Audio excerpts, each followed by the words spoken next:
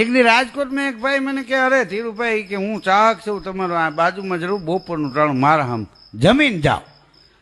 અરે મેં કીધું જમવું નથી. ના ના મને કે મારા હમ એમ હાલે મારે ક્યાં સ્પેશિયલ તમારા હારું બનાવવું બધું તૈયાર જ છે. મેં એનો ભાવ જોયો કીધું હાલો ને જાય. અમે ડેલીમાં ગયા હતા તો એની કરવાળી 3 છોકરાને ધબધબાટી બોલે.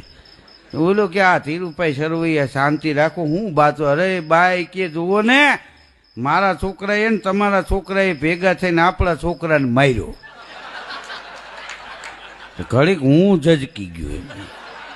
મેં કીધું એ કોણ એ બેન છે? અરે મને કે મારી ઘરવાળી છે. મેં કીધું તો એમ કેમ કે છે એના છોકરાએ ને તમારા છોકરાએ ભેગા થઈને એમ કે આપણા છોકરાને માર્યો? તો કે તમે કલાકાર છો નો સમજ્યા? કીધું ના. મને કે આ એક છોકરો મારે હતો અને મારી ઘરવાળી ગુજરી ગઈ. પછી મેં આ બીજું ઘર કર્યું ને તો એક ઈ ત્યાંથી જાંબુડિયા કલરનો લઈને આવી.